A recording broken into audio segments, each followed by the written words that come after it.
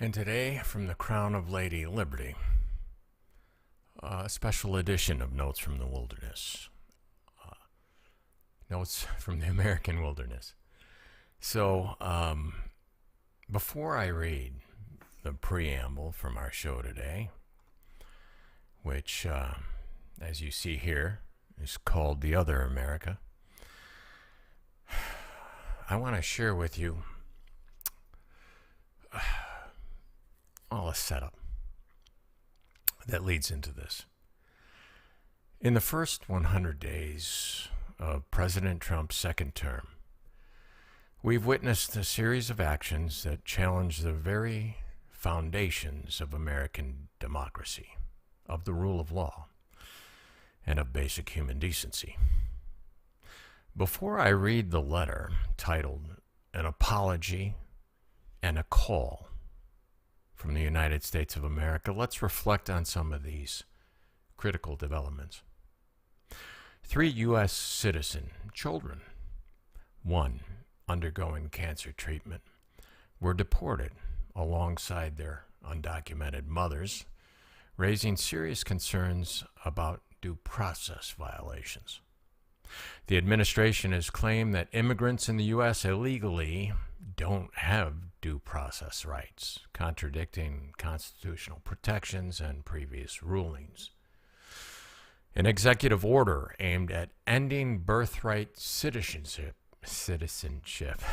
has been challenged in the Supreme Court, with justices expressing skepticism about its constitutionality. President Trump has made over 100 threats against perceived enemies, including journalists, political adversaries. All this undermines free speech and press freedom. There's been a flurry of executive orders, many of which have been challenged in the courts for overstepping legal boundaries and bypassing legislative processes. The administration has directed agencies to halt enforcement of regulations it opposes, raising legal and ethical concerns about the rule of law. Many of those regulations were investigations of corruption in government. Reports have emerged of President Trump accepting gifts and business deals from foreign entities, including a plane from Qatar, leading to allegations of bribery and conflicts of interest. And all those who were outraged over the Hunter Biden laptop scandal seem to have gone mute over the sons of Trump traveling the globe, collecting checks and receiving deposits in their crypto coin.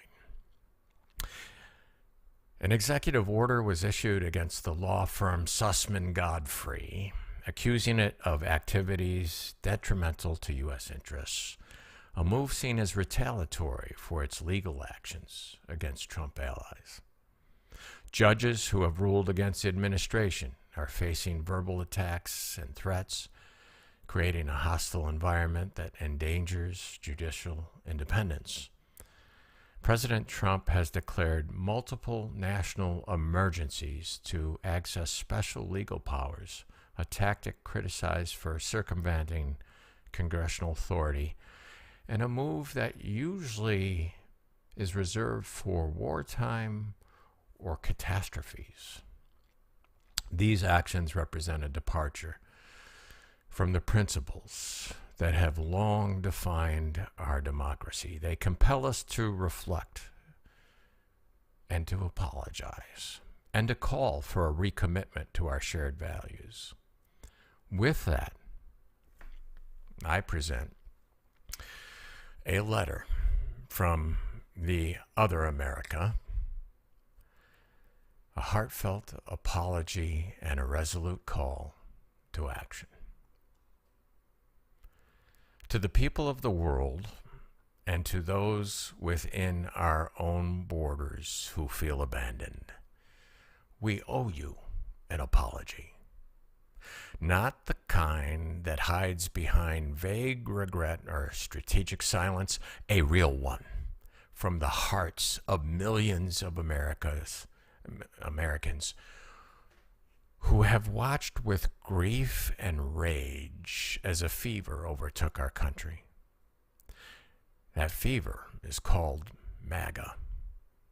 It promised strength but delivered cruelty. It claimed to restore greatness but peddled lies, division, and fear.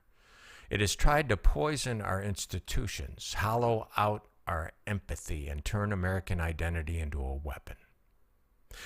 To those in marginalized communities, immigrants, people of color, LGBTQ plus Americans, women, the disabled, the poor, we see you.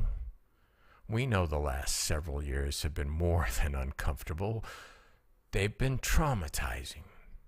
You've been targeted, dismissed, silenced, and scapegoated. And while the fever still burns, millions of us are standing beside you, fighting with you.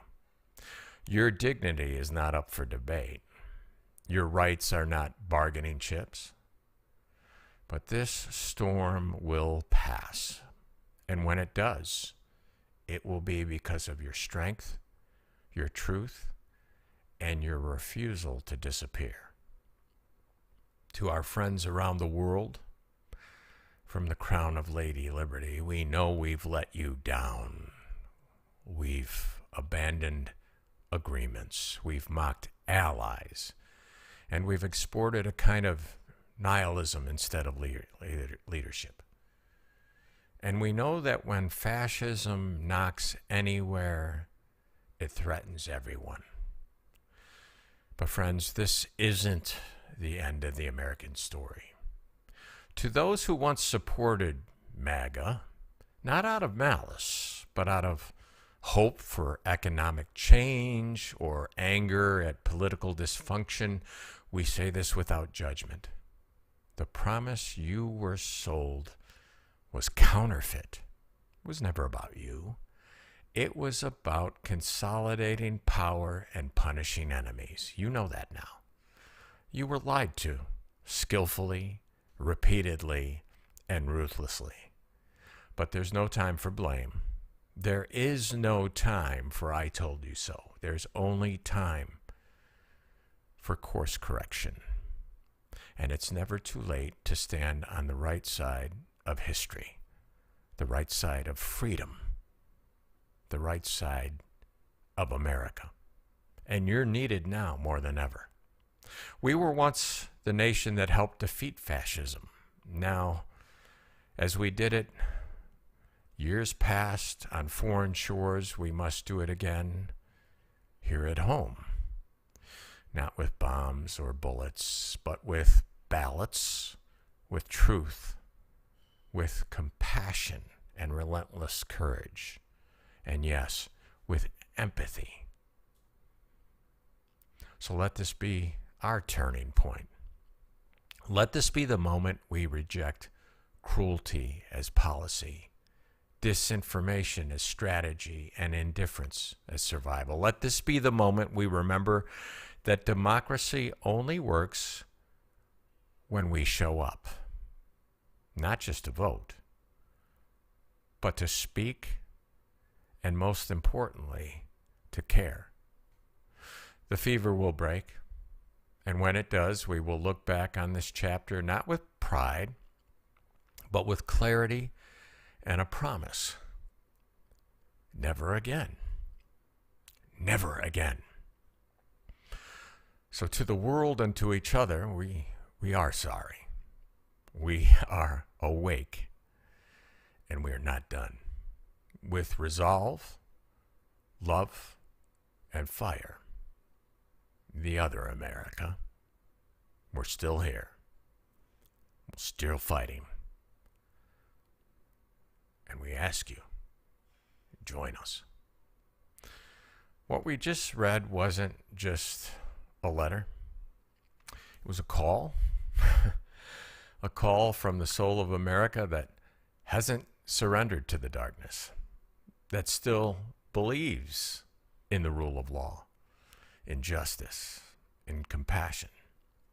If you're feeling disillusioned, if you're grieving for what we've become, you're not alone.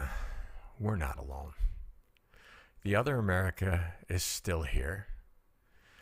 We're still fighting for every child torn from their mother's arms, for every journalist and judge who's threatened for telling the truth, for every immigrant denied due process, for every American who believes that we have something worth defending. But we can't do it alone. It's not just an apology. It's a call for help and for a renewed commitment. Just as in the founding days, France came to our aid. We're calling for more than France now. Calling from voices from all over the globe and all over the country, from every state, to rise, to swell, to sing as a choir of discontent, that we will not bend the knee to cruelty and to tyranny. Because the fight isn't over. It's just beginning. So share this letter. Share it with the people who feel like they've been silenced. Share it with those who feel like they're the only ones left standing against the storm. Share it with those you know who were once prideful of the red hat and now have discarded it out of humiliation. Share it with those who will rise against the storm, who history will remember, like we remember Bonhoeffer, Mandela, Martin Luther King Jr., Gandhi. It's just beginning.